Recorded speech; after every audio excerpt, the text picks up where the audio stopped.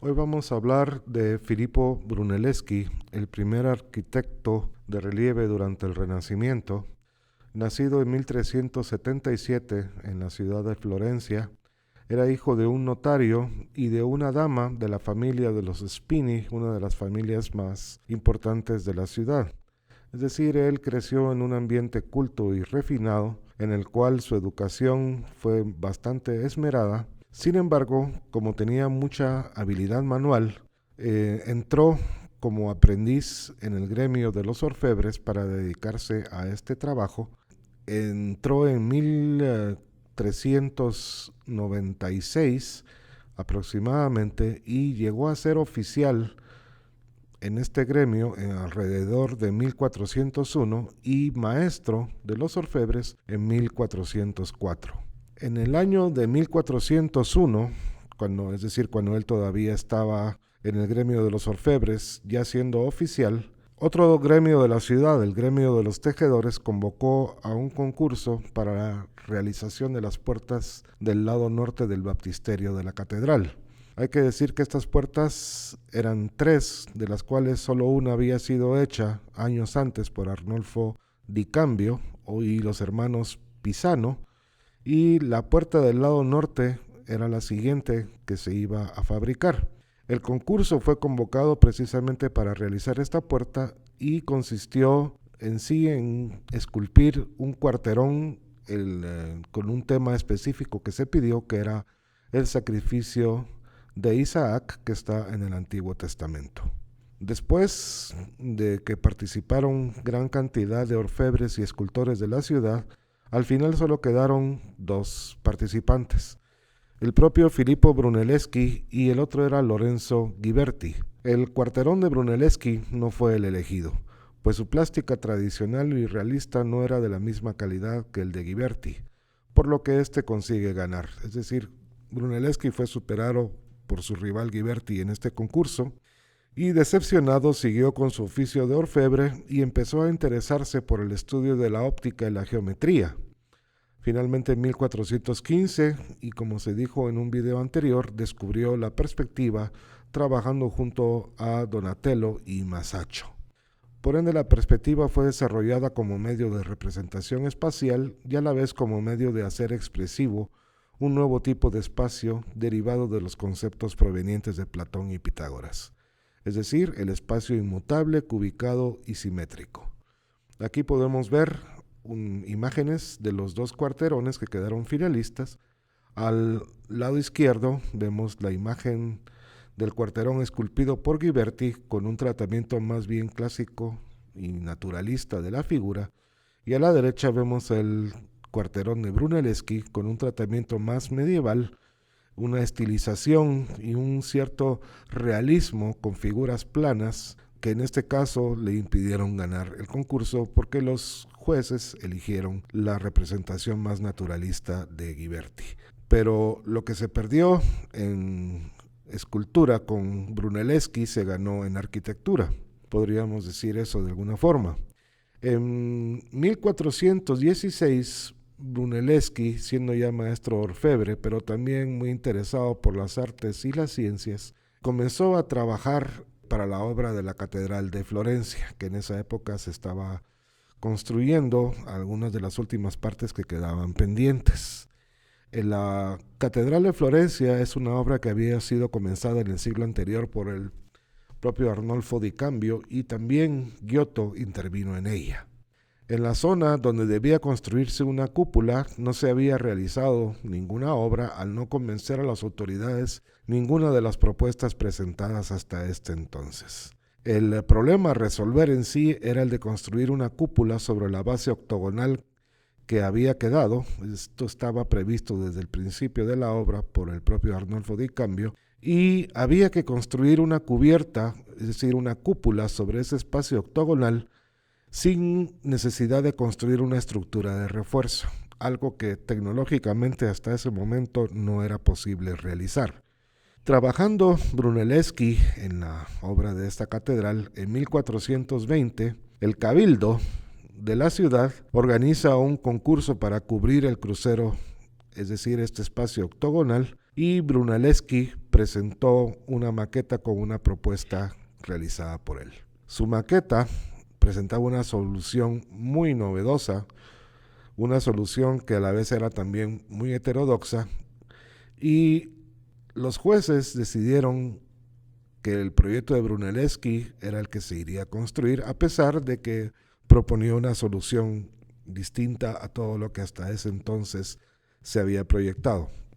El proyecto de Brunelleschi consistía en una cúpula ojival apoyada sobre un tambor octogonal, que era el que ya estaba la base hecha, y esta cúpula estaba recubierta por una estructura apuntada. El discurso formalista clásico todavía aquí, que Brunelleschi propone, sigue las técnicas del gótico. Esta es una obra de transición en ese sentido. La solución de Brunelleschi permitía que las cargas estructurales de la cúpula se derivaran hacia el tambor octogonal y de este a la base, evitando así la utilización de gruesos muros o la construcción de contrafuertes para lograr su estabilidad.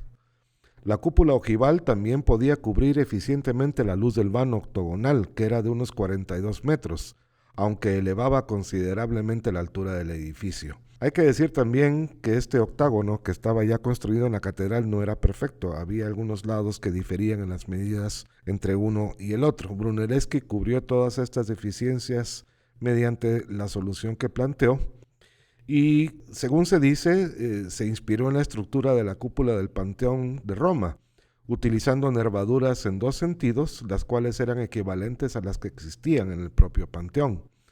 Pero la estructura de este último había sido construida mediante el opus caementitium en la época del Imperio Romano, y esta técnica ya estaba olvidada y se desconocía cómo construir con ella. La estructura de Brunelleschi sería hecha de piedra. Esta era una apuesta bastante arriesgada, pero fue aceptada por las evidentes ventajas del proyecto. Por otro lado, el ladrillo iba a tener también una fuerte incidencia en la construcción de esta estructura. Para ello, Brunelleschi diseñó los plementos de la cúpula en base a un diseño, como se llama, de espinapés, con los ladrillos cruzados para que las torsiones, las cargas de torsiones, fuesen menores y absorbidas por esta estructura que se convertía así en más, digámoslo así, flexible. En sí, el trazado octogonal del tambor obliga a elevar la cúpula en base a 8 plementos, que son las partes componentes de la doble cúpula, y la doble cúpula además se apoya en un tambor de la misma forma octogonal. Brunelleschi proveyó a este tambor de grandes ventanas en forma también octogonal para permitir que la luz entrase en gran medida al interior de la iglesia, igual que una linterna en la parte superior que era bastante grande y luminosa, también para lograr un mayor efecto de iluminación en el interior. En esta ilustración podemos ver al lado izquierdo cómo están constituidas las nervaduras que Brunelleschi diseñó para la cúpula interna y que son la base principal o el elemento principal de la estructura de la doble cúpula. En el exterior consiste este exterior en un entramado de 8 nervios principales y 16 nervios secundarios, haciendo un total de 24. Estos nervios son el principal elemento entonces estructural de esta cúpula. Por otro lado, Brunelleschi también tuvo que diseñar un andamiaje especial para la construcción de la cúpula. Era de tal naturaleza la manera en que se iba a construir que no necesitaba utilizar cimbras, es decir, moldes para fijar las piedras y el ladrillo encima de ellos, sino que conforme se fuese levantando la estructura se sostendría a sí misma. Por eso, él tuvo que solucionar innumerables problemas técnicos, porque en esta época no existía una tecnología constructiva que permitiese elevar esa doble cúpula con las medidas que se había propuesto. Su estructura, al no requerir la utilización de cimbras, se constituyó nada más en un armazón provisional de madera para poder trabajar mientras se iba levantando la cúpula. Este armazón que diseñó Brunelleschi permitía ir subiendo poco a poco una base desde la zona inferior de la cúpula hasta llegar a la parte superior y finalmente la linterna para irla construyendo y tener ahí una base sobre la cual trabajar, pero no es una cimbra. Brunelleschi también diseñó la maquinaria, las máquinas adecuadas para la construcción. Diseñó desde diversos tipos de polipastos hasta grúas, tal como se muestra en estos esquemas hechos de la propia mano de Brunelleschi, y constituyó también una novedad en su momento en cuanto a la tecnología de la construcción. En este sentido, Brunelleschi podríamos decir que es el primer gran hombre del Renacimiento y es un antecesor directo de Leonardo da Vinci porque dominaba diversas técnicas para poder realizar un trabajo mucho más amplio en cuanto a su labor, no solo como arquitecto, sino como constructor e ingeniero. La cúpula entonces se fue construyendo a lo largo de los años, se terminó alrededor de 1437 y la linterna se siguió construyendo años después hasta 1473. El interior de la cúpula, que consistía en 8 plementos que estaban lisos, fue decorado al fresco o pintado al fresco hasta el siglo XVI por el artista Vasari. En medio de las dos cúpulas quedó un espacio libre y para acceder a la linterna hay un pasadizo que va por este espacio el cual vemos en esta foto. La linterna también fue una novedad, no solo, como dije antes, porque permitía la entrada de mucha luz hacia el interior, sino también porque estaba constituida por un templete. La primera vez que se diseñaba una linterna con esta forma. Este templete tenía un chapitel en la parte superior y el templete en sí estaba sostenido por 8 contrafuertes que se apoyaban en la propia cúpula para estabilizarla. Cada contrafuerte tenía en la parte superior un aletón en forma de voluta para crear un efecto de derrame, un efecto decorativo importante en la armonía estética de todo el conjunto.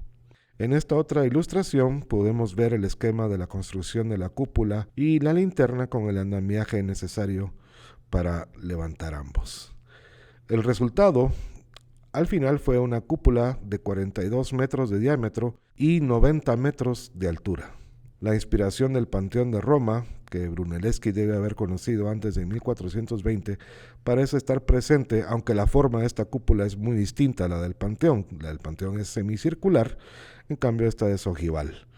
A la muerte de Brunelleschi, como dije antes, la obra no había concluido. La linterna la concluiría su discípulo Manetti, pero la labor de Brunelleschi como el arquitecto de esta magna obra del Renacimiento fue reconocida al ser enterrado bajo la catedral, en la cripta de la catedral. Y en este sentido se siguió la más rancia tradición gótica de enterrar al arquitecto en la obra que había realizado. A continuación aparecen en pantalla 2 links con videos específicos sobre la construcción y de la cúpula de la catedral de Florencia, los cuales ustedes pueden ver e informarse un poco más ampliamente sobre esta cúpula, cómo se construyó